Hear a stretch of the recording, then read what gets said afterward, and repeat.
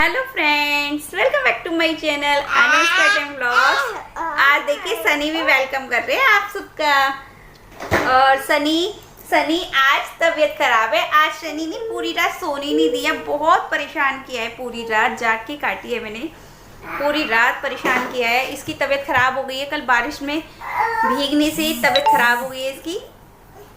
तो अभी मैंने इसको सुबह के टाइम दवाई दी थी, तो ये दोपहर में उठा है 12 बजे।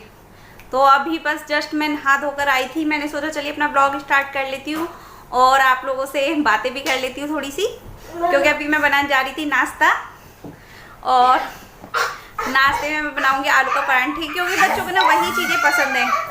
तो आलू के परांठे ही बच्चों को ज़्यादा पसंद है, तो आलू के परांठे ही मैं बनाने वाली हूँ बच्चों के लिए। क्योंकि क्या होता है ना, आलू का परांठा सनी भी खा लेता है। ऐसा नहीं होता है कि सुबह ना इसके चाचा चाची आए हुए थे, वो भी लोग भी सुबह ही निकल गए थे 6 बजे।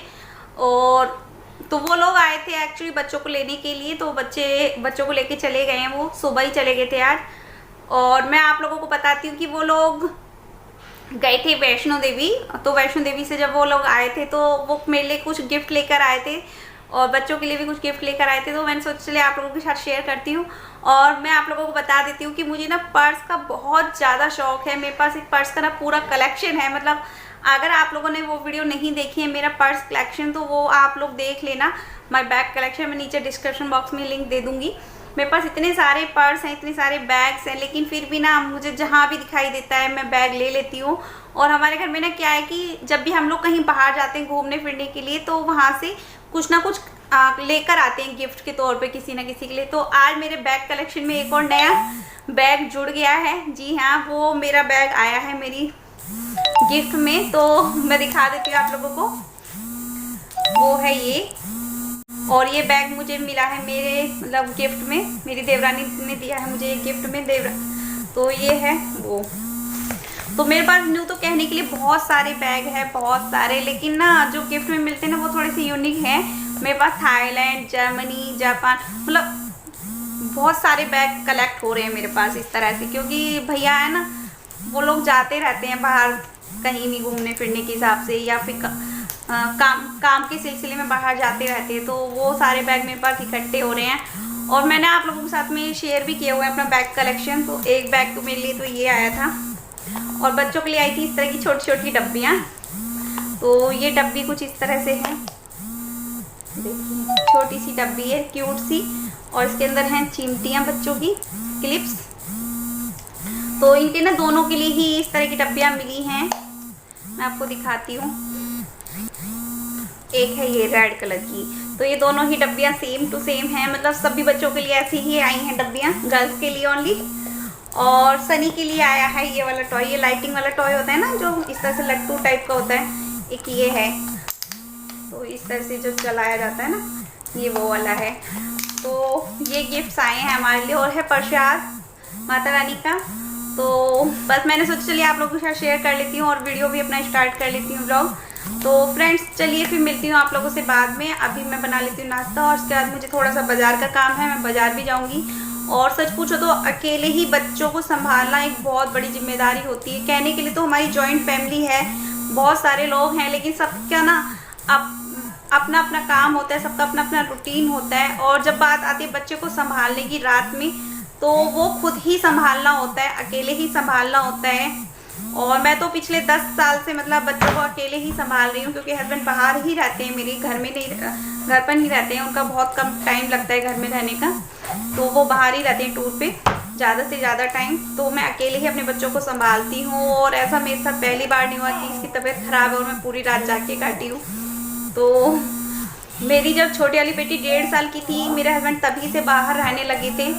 उस टाइम से लेके आज तक मैंने अपने बच्चों को अकेले ही संभाला है और अकेले ही मैनेज किया है। तो वो भी लाइफ मतलब बहुत स्ट्रगल भरी रही है मेरी काफ़ी।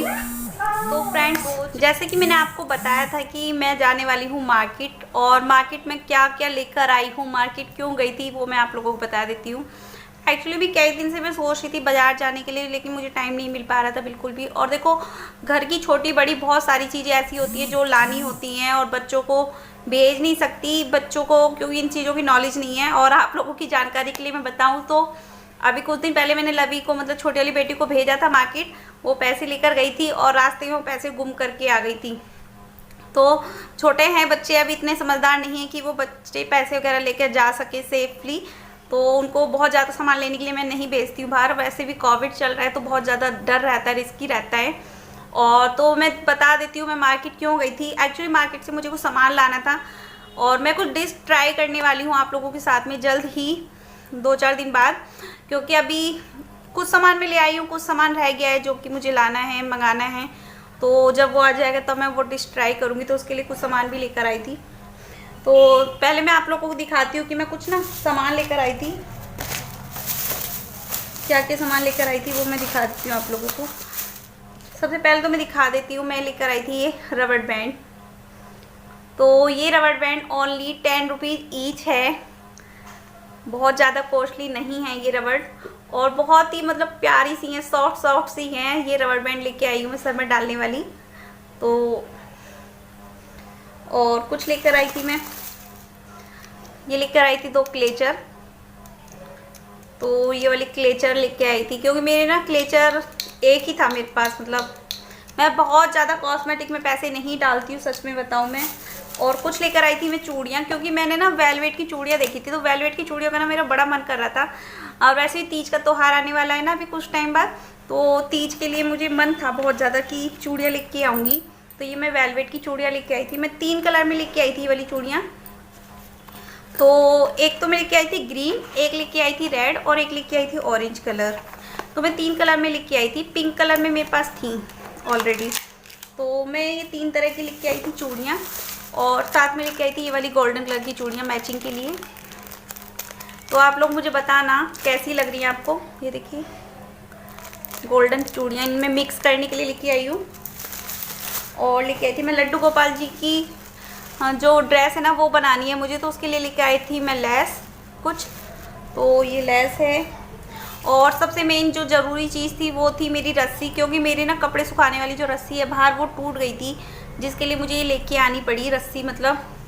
तो ये ना कुछ इस तरह से कलरफुल वाली रस्सी है, ये देखिए प्यारी लग रही है ना। तो एक मैं लेकर आई थी ये, तो क्योंकि ये सारी चीज़ें ऐसी ज़रूरत की चीज़ें हैं, कोई ऐसी चीज़ नहीं है वेस्ट है बेकार है। और लेकर आई थी फेविकोल, जो कि मुझे बहुत ज़्यादा ज़रूरत थी, जिसकी मैं बोल रही थी आप लोगों से। और लेकर आई थी मैं नारियल का तेल है ये, एक्चुअली में नारियल का तेल ही डलना है उस रेसिपी में जो भी मैं ट्राई करने वाली हूँ। और लेके आई थी मिल्क पाउडर, क्योंकि इसमें मिल्क पाउडर भी डलने वाला है। तो क्या बनाऊँगी वो तो आप लोगों के साथ शेयर करूँगी मैं आगे। और लेके आई थी सेल, क्योंकि रिमोट के सेल हो रहे थे ख़राब। लेकर आई थी ये ट्यूब लेकर आई थी। एक्चुअली ना मेरे यहाँ पर ना आसपास ना झाइयाँ हो रही हैं, जिसके लिए मुझे मतलब कोई ट्यूब बताई थी किसी ने, तो मैं वो लेकर आई हूँ। इसका नाम वगैरह मैं आपको तब बताऊँगी जब मुझे इसका रिजल्ट दिखाई देगा अच्छे से।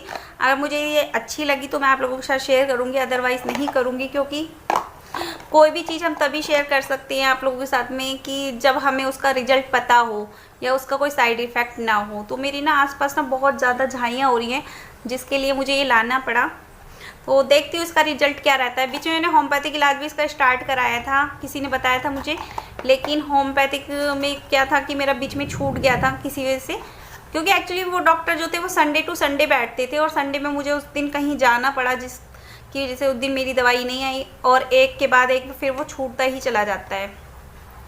और आज मैं पार्लर भी गई थी, क्योंकि मुझे ना थ्रेडिंग बनवानी थी। मैं थ्रेडिंग बनवा के आई थी अपनी, काफ़ी टाइम से मतलब सोच रही थी बनवाने की, लेकिन जब से मेरे साथ वो वाली घटना हुई है ना पार्लर में, जब पीछे मैंने बाल कटिंग कराए थे तो मेरे बाल बहुत ज़्यादा छोटे छोटे हो गए थे, तो तब से ना पार्लर जाने की हिम्मत ही नहीं होती बिल्कुल भी। लास्ट टाइम जो हुआ मेरे साथ में पार्लर में, उसके बाद में बिल्कुल भी मन नहीं, मतलब बिल्कुल भी हिम्मत ही नहीं होती पार्लर में जाने के लिए।